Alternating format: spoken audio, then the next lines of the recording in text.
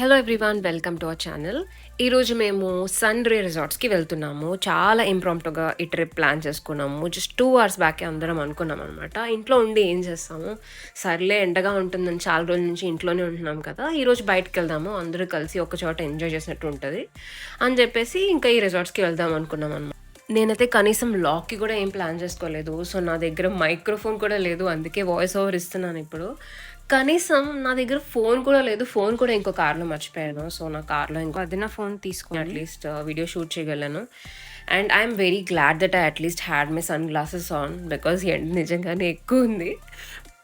ఈ రిసార్ట్ వచ్చి భోగాపురం దగ్గరలో ఉంటది. మేము బీచ్ రోడ్ నుంచి 4 కార్స్‌లో స్టార్ట్ అయ్యాము. సో, 45 కిలోమీటర్స్ టోటల్ డిస్టెన్స్ వచ్చింది. ఇదిగోండి మా కార్‌లో ఉన్నోళ్ళ నుంచి మీకు కొన్ని హాయ్స్. మీరు hello hi Another beautiful woman is riding the car but cannot look back. And ఇంకొక hi from my to be doctor cousin.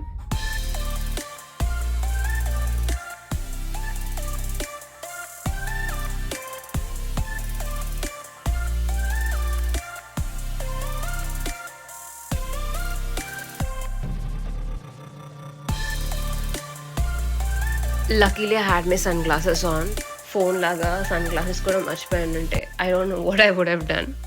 So రిసార్ట్‌కి రీచ్ అయిపోయాము. It's a beautiful view. అక్కడ నుంచి ఎంట్రన్స్ నుంచి మమ్మల్ని బగ్గీస్‌లో తీసుకెళ్లారనమాట రెస్టారెంట్ పికప్ పాయింట్‌కి. So this is the view. చాలా చెట్లు అండ్ చాలా నీట్‌గా మెయింటైన్ చేశారు. చాలా ఫ్లవర్స్ ఉన్నాయి actually. That's really good. I don't know ఈ రిసార్ట్ ఎప్పుడు ప్లాన్ చేశారు అనేది. కొత్తదైతే కాదు, బట్ మెయింటెనెన్స్ అయితే ఇట్స్ టాప్ నాచ్. వైజాగ్లో ఇంత బ్యూటిఫుల్ ప్లేస్ ఉంటుందని నాకు తెలీదు frankly, and that's because of my ignorance. First time వైజాగ్లో ఇలాంటి ప్లేస్కి. వేరే ప్లేసెస్లో చాలా రిసార్ట్స్ చూసాము, but this is a good one in Vizag అనిపించింది. So this is how the entrance looks like, with a beautiful fountain and a very green spacious lobby.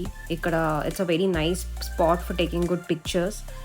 And this is where the entrance leads to. మనకి లోపలికి వెళ్తే రిఫ్రెష్మెంట్కి rooms ఉంటాయి, అలాగే party hall ఉంటుంది, భోజనం చేయడానికి restaurant ఉంది. This is the central point అనమాట.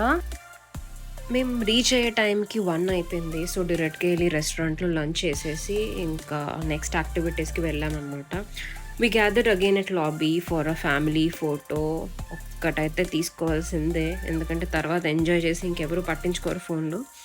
సో ఇంకా పూల్లో పడిపోయాము అందరం. చాలా వేడిగా ఉంది కదా, so soaking in water was very important for us అనమాట. అందరూ సన్ స్క్రీన్ పూసుకొని దిగిపోయాము.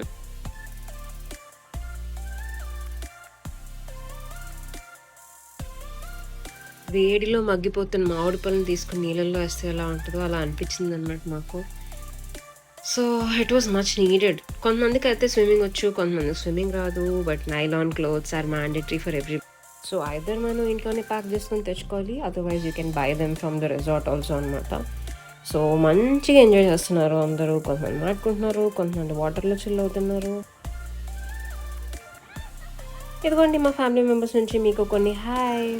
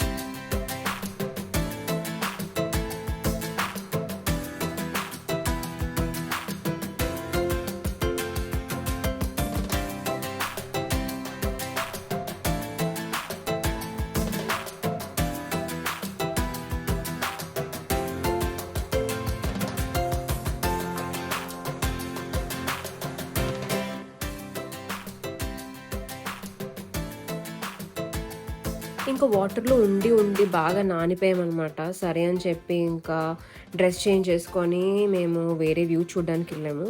పూల్ పాయింట్ నుంచి మనకి బగ్గీస్ దొరికాయి. Or we could also go in cycles. మేమైతే సైకిల్స్ తీసుకున్నాము. సైకిల్స్ తొక్కగలేవాళ్ళు.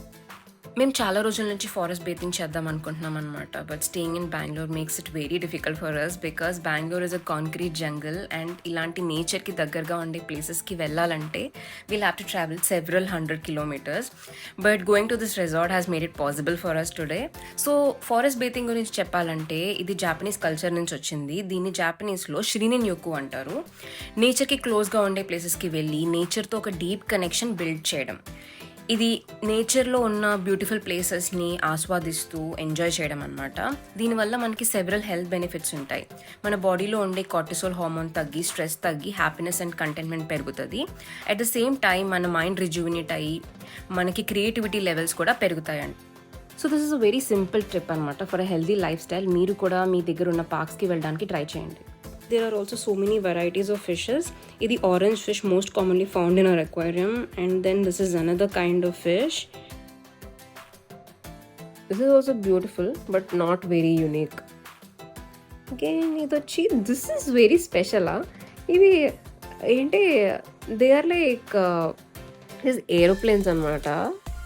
ఏరోప్లేన్స్ ఉండే కలర్లో ఉన్నాయి. This are really beautiful fish. చాలా వెరైటీగా అనిపించినాయి మాకు.